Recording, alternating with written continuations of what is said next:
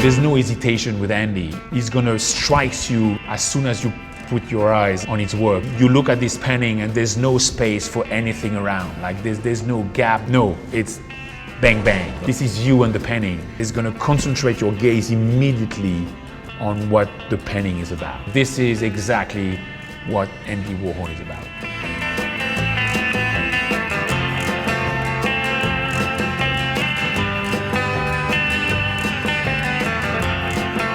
So in 1963, Andy is 35 years old.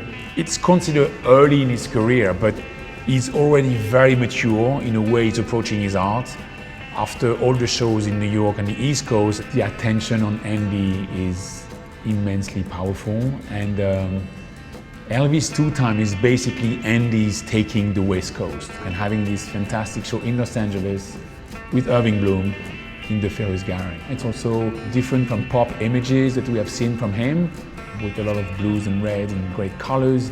It goes back to something which is very Hollywood-like, looking for a cool image of someone who at the time is probably one of the most famous, if not the one who created rock and roll, who basically changed the entire way of living and inspire an entire generation of people. So it's probably more difficult in 2021 to imagine what Elvis was at the time, but he was the superstar. But more than anything, he's changing the way you look at rock, and he creates something that has never been seen before. And obviously Andy is fascinated by this capacity. Elvis is not an actor. He's definitely no John Wayne. He's a singer. But at that time, Hollywood is famous for the westerns. This cinema industry is immensely powerful. This is the industry at the time on the West Coast. And he finds this image, this remote western movie by Don Siegel.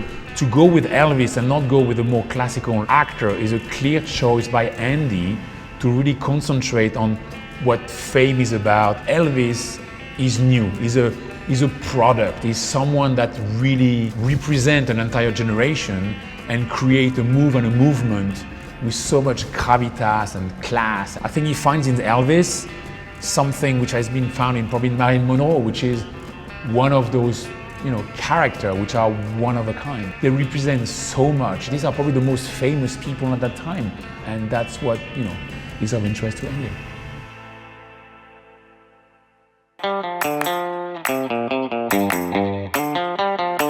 The silkscreen technique is really well controlled by Andy. As we know, he's printing on rolls of canvases, the multiple images. Repetition has been seen all along Andy Warhol's career, all the way from the beginning to the end.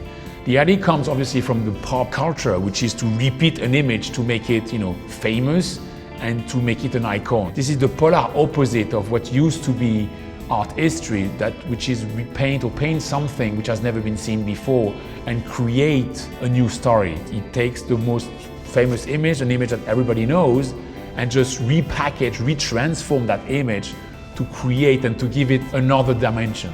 And that's what Andy is about.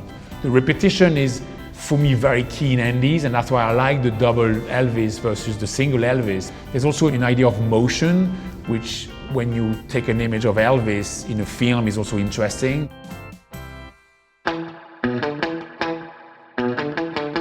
This painting is a very, very famous one, being in the John and Anne Marion collection for the longest time now.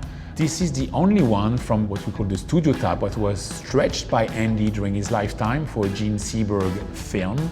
So this is probably one of the most famous from the studio type. This is for me the exact perfect example of what Andy wants to succeed and achieve in Elvis types. He constantly finds the image that is going to make sense. Like, it's always going to be right. He has his capacity to always capture the subject of the time. And that's what Andy is about.